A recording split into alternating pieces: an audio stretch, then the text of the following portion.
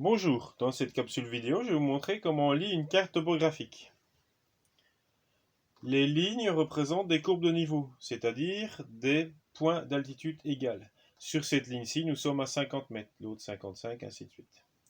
Nous pouvons voir des routes, églises, bâtiments, ruisseaux, prairies, conifères, etc. Il y a aussi une indication d'échelle. Ça veut dire 1 à 25 millième, par exemple, celle-ci. Ça veut dire que 1 cm sur la carte vaut 25 000 cm en réalité, donc 250 mètres. Il peut y avoir aussi une échelle graphique.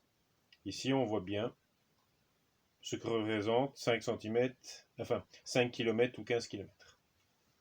Bon, ce qui nous intéresse ici, c'est voir le relief à partir du document. Les altitudes ici, donc cette courbe de niveau est l'altitude 50. Le haut du chiffre nous indique le haut de la pente. Donc le 5 ici, le 6, ils sont vers le haut est ici. Donc là, si je vais dans ce sens-ci, je monte.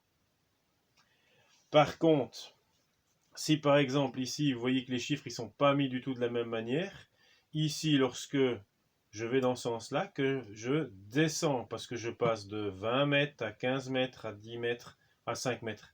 Donc on voit que je suis dans le sens contraire des chiffres, donc je descends. Alors, sur une carte, il y a bien sûr les courbes de niveau, et de temps en temps, il y a une indication d'altitude.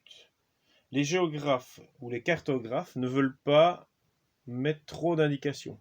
Donc ici, on a l'altitude 50. L'équidistance est de 5 mètres, ça veut dire que la ligne ici, elle est à 55. Là, la ligne est à 60. La ligne supérieure, on rajoute 5, est à 65.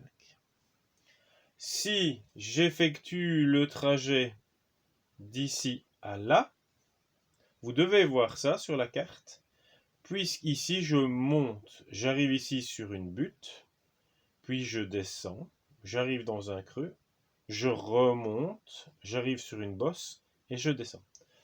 Comment je vois ça? Tout simplement, comment, vous regardez ici, comment sont placés les chiffres. Le chiffre nous indique le haut et le bas. Merci.